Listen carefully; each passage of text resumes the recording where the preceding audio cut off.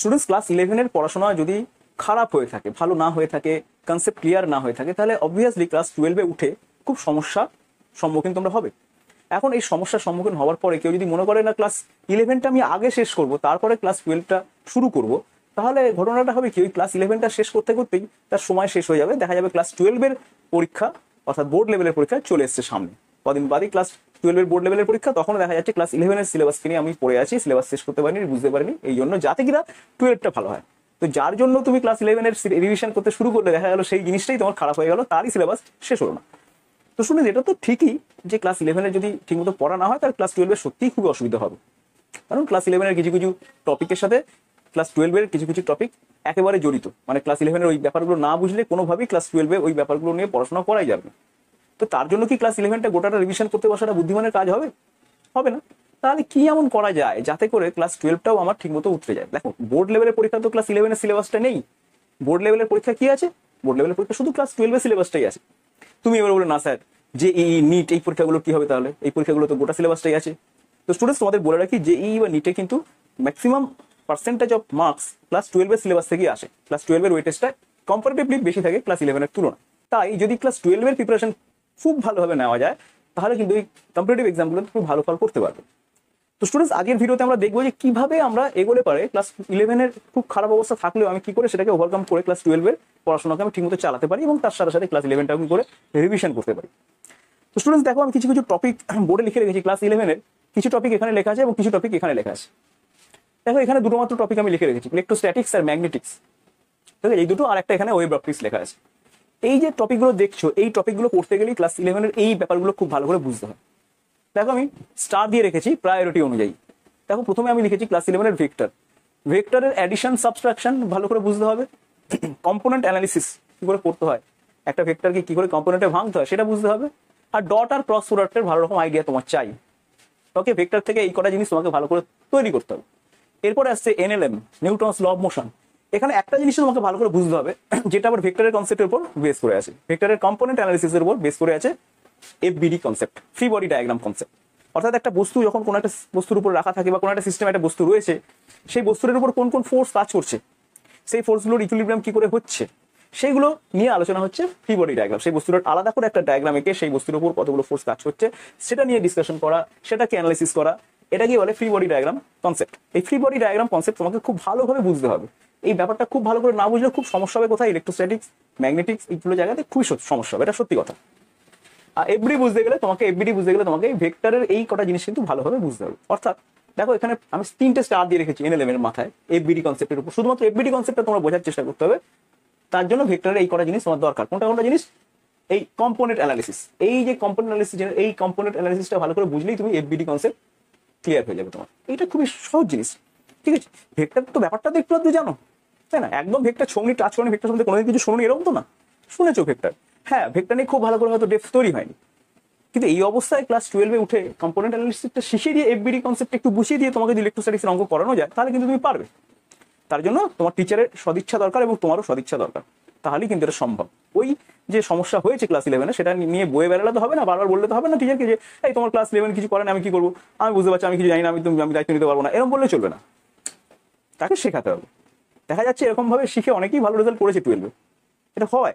তো যে শিখছে তার মানসিক দৃঢ়তা থাকতে হবে যে আমি পারবো, এবং ঠান্ডা মাথায় ব্যাপারটাকে হ্যান্ডেল করার চেষ্টা করতে হবে। যদি কেউই না শেখে তাহলে ইউটিউব তো রয়েছে, ইউটিউব থেকে তুমি এই কম্পোনেন্ট অ্যানালিসিস ব্যাপারটা এবং এফবিডি কনসেপ্ট, এটা যে কোনো সার্চ করলেই FBD concept Tuhin sir, component analysis Tuhin sir search করো, তুমি ভিডিও পেয়ে যাবে। সেই ভিডিও দেখে নিজেই শিখে নিতে পারবে এই দুটো জিনিসকে। তো স্টুডেন্টস, এই দুটো জিনিস কিন্তু খুবই দরকার, কম্পোনেন্ট অ্যানালিসিস, এফবিডি কনসেপ্ট। এই দুটো খুব কাজ করে কোথায়? ইলেকট্রোস্ট্যাটিক্স আর ম্যাগনেটিক্স। ক্লাস 12-এর সিংহভাগ অঞ্চল জুড়ে এই দুজন কিন্তু রয়েছে, ইলেকট্রোস্ট্যাটিক্স আর ম্যাগনেটিক ক্লাস 12-এর সিংহভাগ অঞ্চল জুড়ে আছে। ক্লিয়ার? এরপরেও যেগুলো একটু আধটু দরকার হয়, যেমন ফ্রিকশনের বেসিক কনসেপ্টটা দরকার। কিরকম বেসিক কনসেপ্ট? ফ্রিকশনাল ফোর্স কোন দিকে কাজ করে, একটা বস্তু যখন এগোচ্ছে বস্তুর গতির বিরুদ্ধে ফ্রিকশনাল ফোর্স কাজ করে, এবং ফ্রিকশনাল ফোর্সের ভ্যালু কত হয়, সেটা কত? n into mu. মিউ হচ্ছে ফ্রিকশনাল কোফিশিয়েন্ট আর n হচ্ছে নর্মাল রিঅ্যাকশন। এই জাস্ট বেসিক ফর্মুলাটা, বেসিক কনসেপ্ট আর বেসিক ফর্মুলা, এই দুটো জানলেই তোমার ফ্রিকশনটা ক্লিয়ার হয়ে যাবে। একটু আধটু ফ্রিকশন কোনো জায়গায় লেগে যেতেও পারে, ঠিক আছে, তাহলে সেইটা তখন ফ্রিকশন কাজ করবে। আর আছে সার্কুলার মোশন। এই সার্কুলার মোশনে দেখো আমি একটা স্টার দিয়ে রেখেছি। এখানে কি জানতে হবে তোমাকে? কনসেপ্ট অফ সেন্ট্রিফিউগাল ফোর্স, অপকেন্দ্র বলের কনসেপ্টটা তোমার ভালো করে বুঝতে হবে। Horizontal and vertical circular motion ব্যাপারটাকে রপ্ত করতে হবে। এই দুটো জিনিস রপ্ত করে দিতে পারে তোমার কিন্তু অনেক অংশে কাজ মিটে যাবে। এছাড়াও একটা ভালো চ্যাপ্টার আমি লিখতে ভুলে গিয়েছি, এখানে লেখা উচিত ছিল 4 নম্বর চ্যাপ্টারের পরে, এখানে 5 নম্বর দিয়ে বা এখানে 3-এর পরেই বা এনএলএম এর পরেই একটা চ্যাপ্টার আমার লেখা উচিত ছিল, এটা খুব ইম্পর্টেন্ট। এনএলএম এর পরে লেখা উচিত ছিল 2A লিখে দিই আমি, এটা এনএলএম কে 2A লিখি, এটাকে 2B লিখি, ঠিক আছে?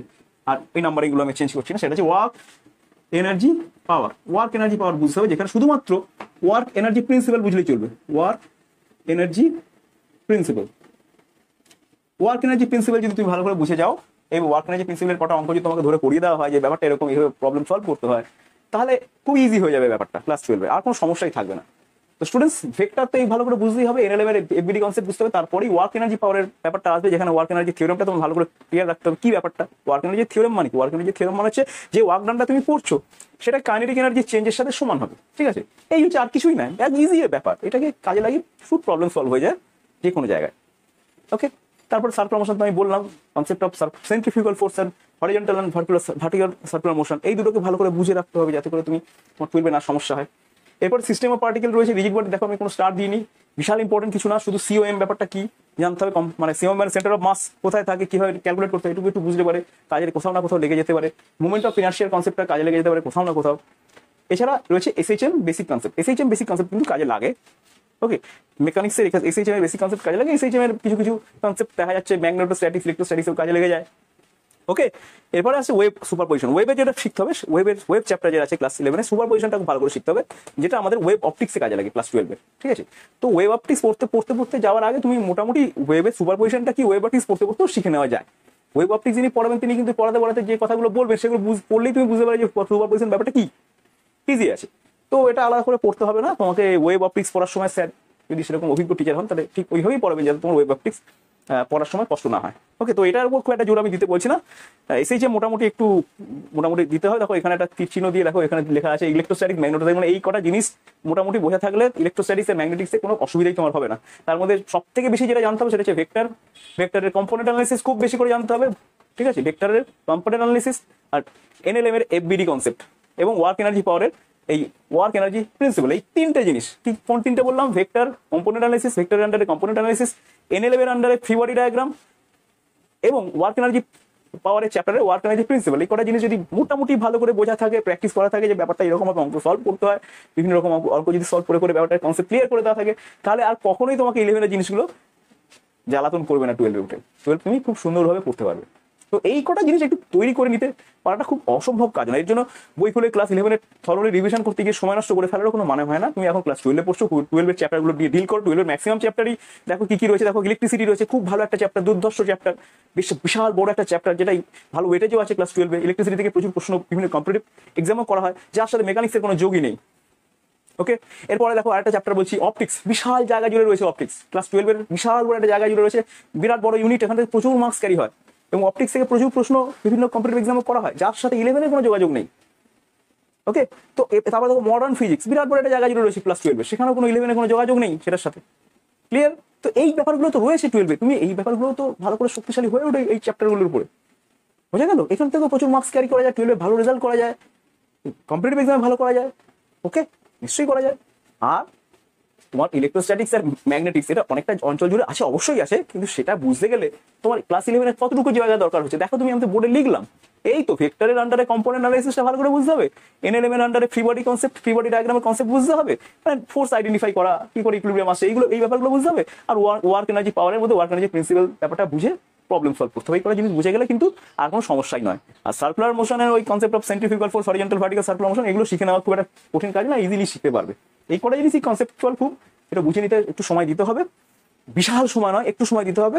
আর এই ব্যাপারগুলো তুমি দেখবে ইজি আছে, সহজেই করে ফেলতে পারবে। তো স্টুডেন্টস, আশা করি ভিডিওটা আমি বোঝাতে পারলাম যে ক্লাস 11-এর কোন কোন টপিকগুলোকে একটু বেশি সময় দিলে তোমার ক্লাস 12টার দুর্বিষহ হবে না। আশা করি ভিডিওটা অনেকেরই কাজে লাগবে। স্টুডেন্টস, ভিডিওটা ভালো লাগলে অবশ্যই চ্যানেলটা সাবস্ক্রাইব করে দিও, ভিডিওটা শেয়ার করো। ওকে, টাটা, দেখা হচ্ছে পরের ভিডিওতে।